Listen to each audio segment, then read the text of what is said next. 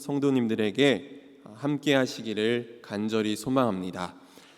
우리 옆에 계신 분하고 다시 한번 이렇게 인사해 보겠습니다. 당신이 있어 참 설레입니다. 네, 뜨겁다가 설레기도 하고 막 왔다 갔다 하죠. 네. 여러분, 봄의 설렘을 느끼고 계십니까? 네, 이제 정말 완연한 봄이 찾아왔습니다. 어제 뿌리반 수양의 준비를 위해서 양평 수도원에 잠시 다녀왔는데요. 아름다운 이 봄꽃들이 아주 활짝 피어 있고 또 초록초록한 나무들이 봄바람에 자유롭게 흔들리는 모습을 보면서 그 살랑거리는 봄바람을 타고 저도 어디론가 아주 살짝 떠나고 싶은 마음이 들었습니다. 아주 살짝만 든 이유는 다른 게 아니라 저희 가정에 이미 봄바람이 불고 있기 때문입니다. 네. 하온이가 온 이후로 바람 잘 날이 없죠. 네. 저희 딸 하온이가 미숙아로 태어나서 인큐베이터에 10일 정도 있었는데 지금은 이제 집에 돌아와서 건강하게 아주 무럭무럭 자라나고 있습니다. 병원에서 아이를 인큐베이터에 두고 이제 저와 아내가 먼저 퇴원을 했는데 그 먼저 퇴원을 할 때 얼마나 가슴이 아팠는지 모릅니다. 이 돌아오는 차 안에서 아내는 계속 울었고요. 이제 저도 울음이 막 나오려는 것을 나까지 울면 아내가 더 힘들어할까봐 울음을 꾹 참았습니다. 그리고 제가 스스로 다짐했습니다. 하온이가 퇴원해서 집으로 오는 날 그때 내가 감격의 눈물을 흘리리라. 10일이 지나서 드디어 하온이가 퇴원을 하게 됐고 감격의 순간이 찾아왔습니다. 제가 울었을까요? 안 울었을까요?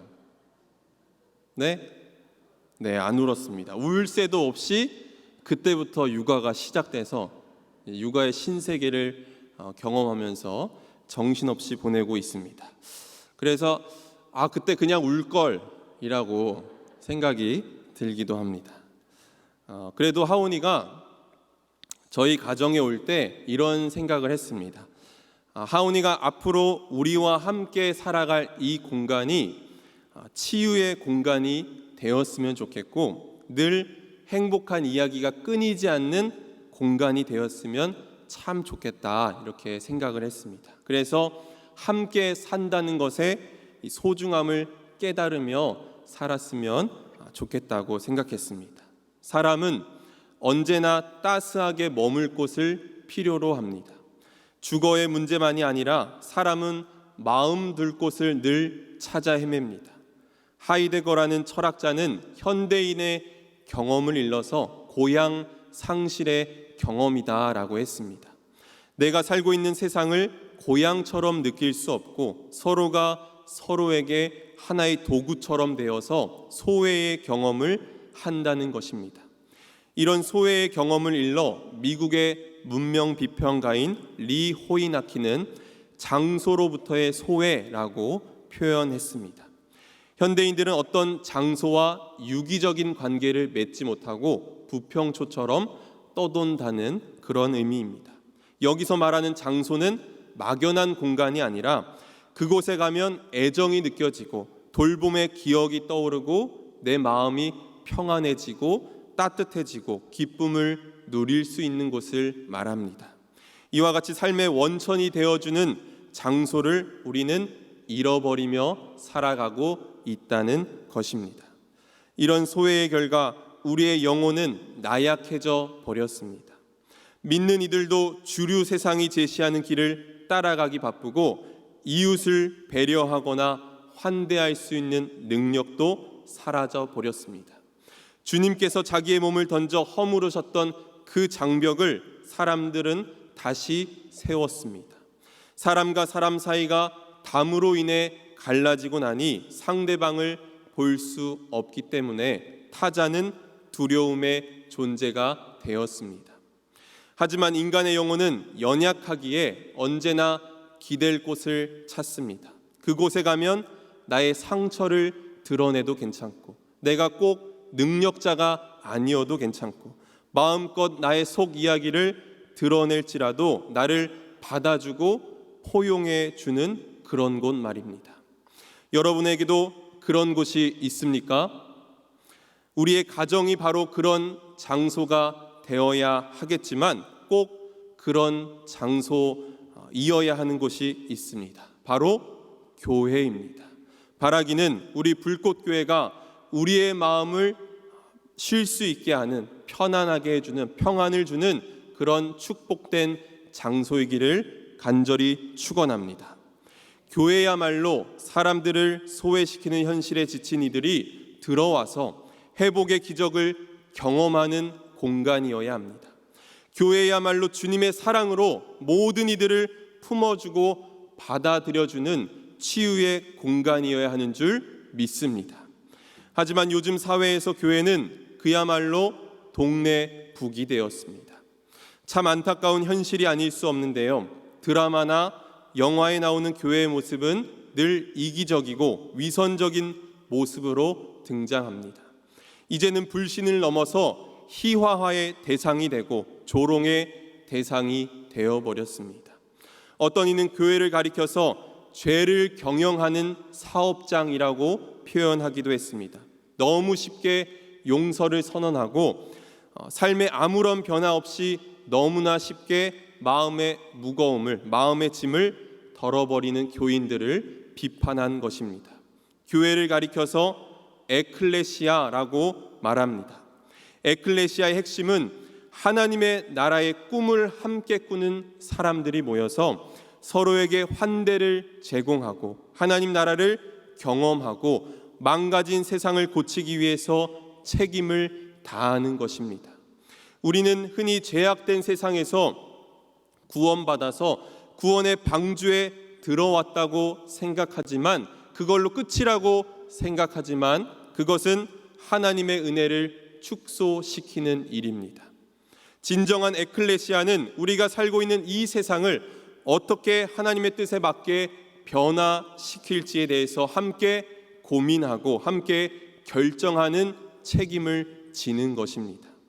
저는 오늘 과연 교회가 무너지고 있는 이 시대에 도대체 하나님은 우리 교회를 향해서 어떤 기대를 품고 계시고 또 교회의 교회됨을 위해서 우리가 버려야 할 것은 무엇이고 꼭 붙들어야 할 말씀은 무엇인지에 대해서 말씀을 나누고자 합니다. 특별히 요한계시록에 나오는 7교회 중 두아디라 교회에 보낸 편지에 관한 말씀을 가지고 우리가 지향해야 할 교회의 모습이 무엇인지 함께 말씀을 나누고자 합니다.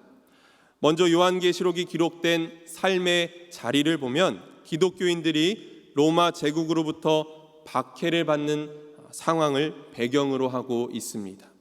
그래서 요한계시록은 앞으로 벌어질 일에 대해서 이야기하기보다는 오히려 지금 이 땅에서 벌어지는 일과 또 미래에 닥쳐오게 될 일들이 어떤 의미가 있는지, 성도들은 이 박해의 때에 어떤 자세를 품고 살아가야 하는지를 가르쳐주는 책입니다. 물론 계시록 안에는 심판과 구원에 관한 최후의 말씀이 담겨 있습니다만 역사를 주관하시는 분이 하나님을 확고하게 믿는 성도들이 어떤 자세로 시련과 고통의 시대를 보내야 하는지를 보여주고 있습니다. 요한계시록에 나오는 소아시아의 7교회에 보내는 편지의 구조는 비슷한 구조로 되어 있습니다. 첫 번째로 편지의 발신인인 그리스도의 성품을 소개하고 수신교회와 성도들의 신앙생활을 점검합니다. 그리고 칭찬할 것에 대해서 이야기합니다. 그러나 칭찬만 있지는 않습니다. 책망하기도 합니다. 그리고 마지막으로 반복되는 이야기는 돌이킴의 촉구이고 돌이키는 자에게 주어지는 하나님의 복된 약속이 나옵니다. 이러한 편지의 구조를 생각하며 오늘 말씀을 들으시면 더 깊이 와닿으실 것입니다. 오늘 두아디라 교회는 7교회에 보낸 편지 중에서 그 내용이 특별히 더 깁니다. 어떤 교회보다도 긴 분량을 할애하고 있다는 것은 그만큼 이 교회와 성도가 처한 문제가 심각했다는 것입니다. 그 눈이 불꽃 같고 그 발이 놋새와 같으신 하나님의 아들 그리스도가 두아디라 교회를 향해서 먼저 칭찬을 합니다. 우리 계시록 2장 19절 말씀을 새번역 성경으로 다시 한번 읽어보도록 하겠습니다. 다 같이 읽습니다. 시작.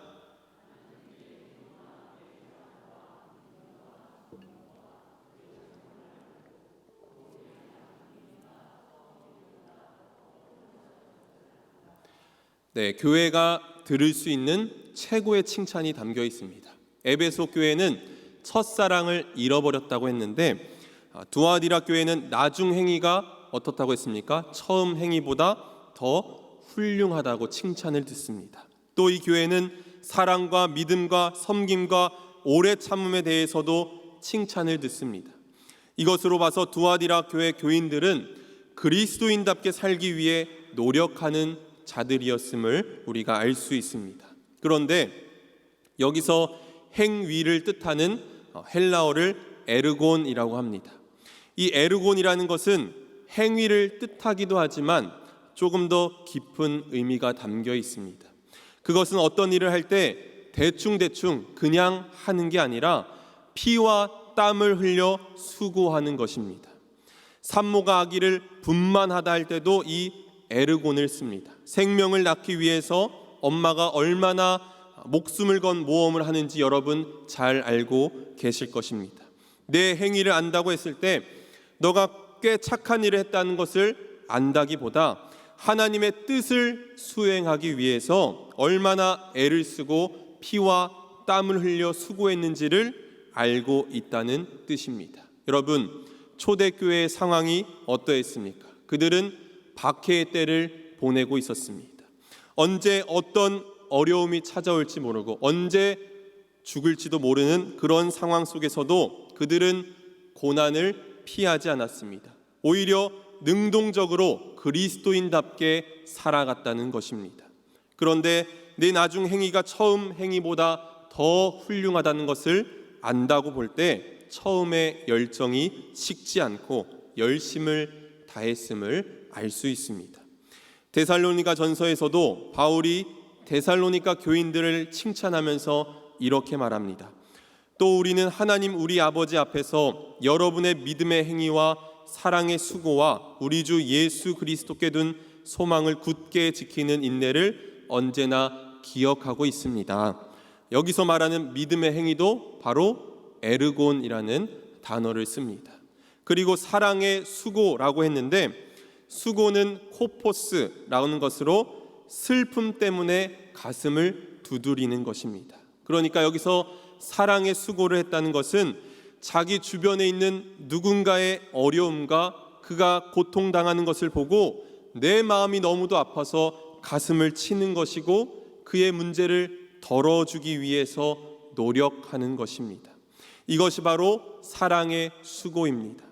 데살로니가 교회처럼 두아디라 교회도 똑같이 칭찬을 받고 있는데 그들은 피와 땀을 흘려 애쓰는 믿음의 행위도 있었고 누군가의 어려움을 해결해 주기 위한 사랑의 수고도 있었다는 것입니다.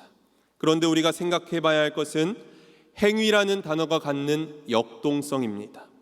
믿음과 행위를 말하면서 어떤 이들은 행위로 구원받을 수 없다는 이야기를 합니다. 그러나 이렇게 강조하는 사람들이 놓치고 있는 것이 있습니다. 우리가 진정으로 진실한 믿음 가운데 있다면 믿음은 행위를 동반할 수밖에 없다는 것입니다. 믿음은 반드시 행위를 동반하게 되어 있습니다. 여러분, 믿음이라는 것은 결국 사랑입니다. 내가 그리스도를 믿는다는 것은 결국 그리스도를 사랑한다는 것입니다. 사랑한다는 것은 나 좋을 대로 하는 게 아니라 사랑하는 대상이 기뻐하는 일을 하는 것입니다. 내가 그리스도를 진실로 믿는 사람이라고 한다면 그리스도의 마음이 되어 살지 않으면 안 되는 것입니다. 그렇기에 그 삶은 아름다운 삶으로 나타날 수밖에 없습니다. 믿음의 행위와 사랑의 수고가 나타나지 않는다면 그 믿음은 문제가 있는 믿음입니다. 오늘 우리의 신앙생활에 믿음의 행위와 사랑의 수고가 있습니까? 두아디라 교회가 칭찬만을 들은 것은 아닙니다. 그리스도는 두아디라 교회가 이세벨이라는 여자를 용납했다고 책망합니다. 여러분, 이세벨이 누구입니까? 그는 페니키아의 공주로 이스라엘 왕 아합의 아내였습니다. 이세벨은 많은 혼수품과 함께 바알과 아세라 종교를 들여왔습니다. 그래서 이스라엘 백성들을 미혹하게 하고 잘못된 길로 인도했습니다. 오늘 두아디라 교회를 미혹된 길로 이끌고 있는 사람을 이세벨이라고 부르는 것으로 봐서 그가 교회에 큰 분란을 가지고 오고 성도들을 잘못된 길로 인도했음을 알 수 있습니다. 초대교회가 박해의 어려운 때를 보내고 있었는데 하필 꼭 이런 때에 교인들을 미혹하게 하는 이들이 등장한다는 것입니다. 그래서 우리가 늘 깨어 기도해야 하는 것입니다. 이세벨을 내쫓아야 합니다. 이세벨이 성도들에게 했던 일이 무엇입니까? 이세벨은 성도들에게 슬그머니 이야기합니다. 우리는 세상 속에서 살아가는 사람들이니까 세상 사람들과 어울릴 수밖에 없어. 그래서 그들이 행하는 종교의식에 동참하는 것도 그리 나쁜 것도 아니야 라고 말하면서 사람들을 오도했던 것입니다. 특별히 이세벨이 사람들을 잘못된 길로 인도할 때 내세우는 것은 하나님으로부터 영감을 받았다는 것입니다. 우리식으로 이야기하면 내가 기도해 봤는데 이런 음성을 내가 들었어. 내가 이런 하나님의 음성을 듣고 하나님의 한상을 보았어 라고 특별한 계시를 받은 것처럼 말하는 것입니다. 내가 보았노라 들었노라 라고 자신 있게 외치는 자만큼 위험한 자들이 없습니다. 영적인 신비 체험을 부정하자는 것이 아닙니다. 특별히 이런 경험을 내세우면서 자기만큼 영적인 세계에 대해서 잘 아는 사람은 없다고 자부하는 것이 문제입니다. 이때야말로 사탄이 가장 기뻐하는 때입니다. 또한 사람들이 이세벨의 이야기에 넘어가는 까닭은 신적 영감을 받았기 때문이기도 하지만 이세벨의 이야기가 내 마음에 더 와닿기 때문입니다. 왜냐하면 내 욕망과 이익에 더 잘 부합하고 내 입맛에 더 맞기 때문입니다. 두아디라 교회의 이세벨은 성도들의 믿음을 가볍게 만들었습니다. 믿음의 길에서 직면하고 이겨내야만 하는 도전들 앞에서 피해갈 수 있는 쉬운 길을 만들어 주었습니다. 하나님만을 섬기는 것이 아니라 다른 우상들을 마음속에 품게 만들면서 타락의 길로 인도했습니다. 좁은 길, 협소한 길이 아니라 넓고 편안한 길로 인도했던 것입니다. 하지만 예수 그리스도의 십자가의 길은 편안하고 안락한 상황에서는 절대로 걸어갈 수 없습니다. 여러분, 십자가가 무엇입니까? 나를 희생해서 다른 이들을 살리는 것 아닙니까? 주님은 자기 십자가를 지고 나를 따르라고 말씀하셨습니다. 우리는 오늘 우리의 신앙생활을 돌이켜 봤으면 좋겠습니다. 십자가의 길을 따라가기보다는 우리는 세상의 풍조를 따라가는 데 더 익숙합니다. 경건의 모양은 있지만 경건의 능력은 없습니다. 사랑을 말하면서도 사랑을 실천하지는 않습니다. 편의주의적 신앙에 길들여지고 이세벨을 용납하는 모습은 두아디라 교회에만 있는 문제가 아닙니다. 오늘날 모든 교회들의 문제이고 오늘 우리에게도 있는 문제입니다. 주님은 이세벨과 그를 따르는 사람들에게 회개할 기회를 주셨지만 그들은 회개하려 하지 않았습니다. 그래서 그들을 향해 엄중한 심판의 말씀을 내리십니다. 보아라, 나는 그를 병상에다 던지겠다. 그와 더불어 간음하는 자들도 그와의 행위를 회개하지 않으면 큰 환난을 당하게 하겠다라고 엄중한 심판의 말씀을 주십니다. 이세벨을 용납하고 편의주의적인 신앙의 행위를 내쫓지 않으면 결국 큰 환난을 당할 것이라 경고하십니다. 그러므로 깨어 기도하고 이세벨을 내쫓으시기를 바랍니다. 두아디라 교회에 엄중히 말씀하신 주님은 다시 돌이킬 것을 촉구하시며 말씀하십니다. 우리 25절 말씀을 함께 세번역 성경으로 읽습니다. 다 같이 읽습니다. 시작.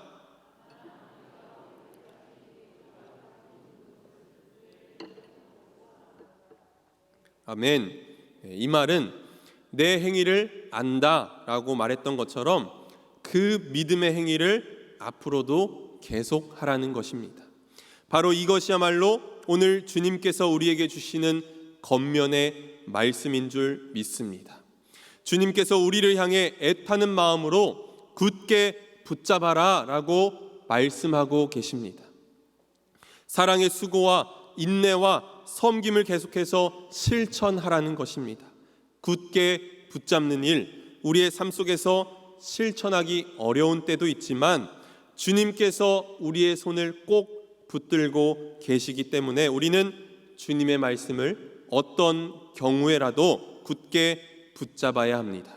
주님께서 애끓는 마음으로 주시는 이 말씀을 꼭 붙드시기를 간절히 소망합니다. 그리고 이제 마지막으로 약속의 말씀이 주어집니다.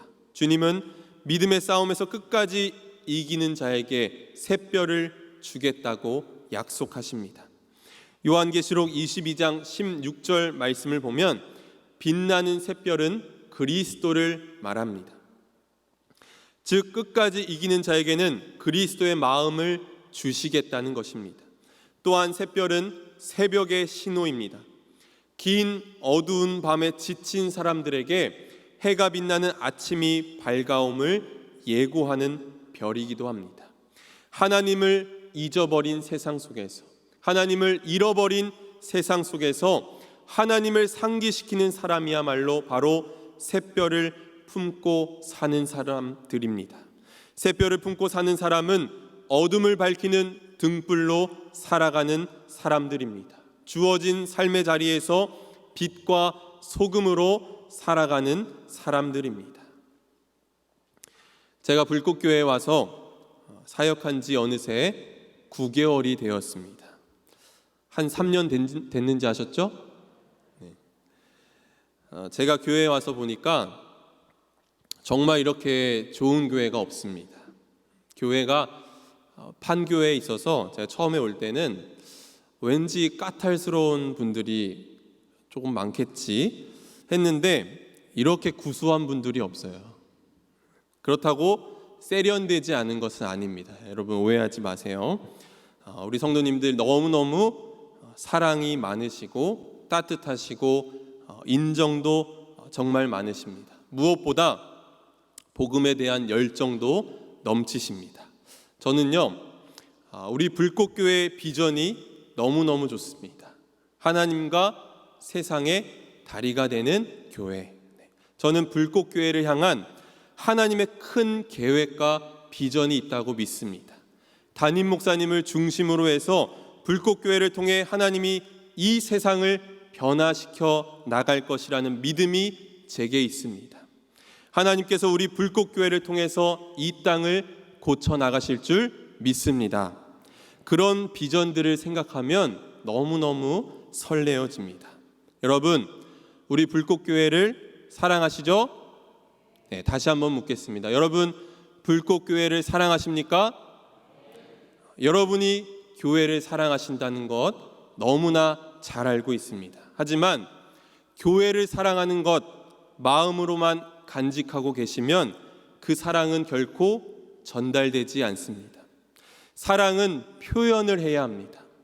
좋은 교회는 그냥 주어지는 것이 아닙니다. 우리가 함께 기도하고 자기의 뜻과 주장, 경험과 고집보다 주님의 말씀에 순종하기 위해 노력할 때 만들어지는 것입니다. 믿음의 행위와 사랑의 수고가 있을 때야말로 건강한 교회가 될 수 있습니다. 부족한 현실이지만 부족한 현실 속에서도 하나님께나 사람에게 인색하지 않고 서로의 고통과 아픔에 귀 기울이고 서로의 기쁨을 함께 나누는 교회가 되기를 간절히 소망합니다. 물론 때로는 우리가 교회 일을 하면서 땀 흘리는 수고가 헛된 일은 아닐까 의심이 들기도 합니다. 남들에게 인정을 받는 것도 아니고 또 어떤 때는 오해를 받거나 마음 상하는 일들도 있기도 합니다. 바울도 복음을 전하면서 자신의 수고가 헛될까 두렵다고 말했습니다. 그러나 바울은 다시 확신 속에서 이렇게 권면합니다. 우리 고린도전서 15장 58절 말씀을 다 같이 한번 읽어보겠습니다. 시작. 그러므로 나의 사랑하는 형제 자매 여러분, 굳게 서서 흔들리지 말고 주님의 일을 더욱 많이 하십시오. 여러분이 아는 대로 여러분의 수고가 주님 안에서 헛되지 않습니다. 아멘. 이렇게 고백할 수 있는 이유가 무엇입니까? 우리 하나님은 신실하신 하나님이시기 때문입니다. 우리 하나님은 신실하신 하나님이시기 때문에 우리의 수고를 기억하신다는 것입니다. 우리도 어떤 일이든 주께서 맡기신 일을 감당할 때마다 바울의 이 믿음을 본받기를 간절히 소망합니다. 신실하신 하나님을 기억하시기 바랍니다. 사랑하는 성도 여러분, 두아디라 교회에 들려진 말씀이 오늘 우리에게 아프게 들려지길 원합니다. 나의 믿음에는 믿음의 행위와 사랑의 수고가 나타나고 있는지 돌아봐야 합니다. 세상에 적당히 동화된 채로 세상과는 전혀 구별되지 않는 삶을 살면서 스스로 잘 믿고 있다고 생각하는 것은 허위의식에 지나지 않습니다. 그것은 우리가 이세벨을 용납하는 것이라 볼 수 있습니다. 그래서 우리는 늘 깨어 기도해야 합니다. 이세벨을 용납하게 하지 않도록 깨어서 기도하시기 바랍니다.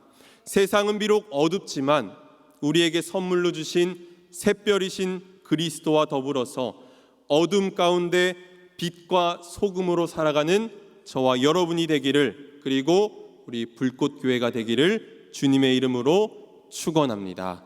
아멘. 이 시간 우리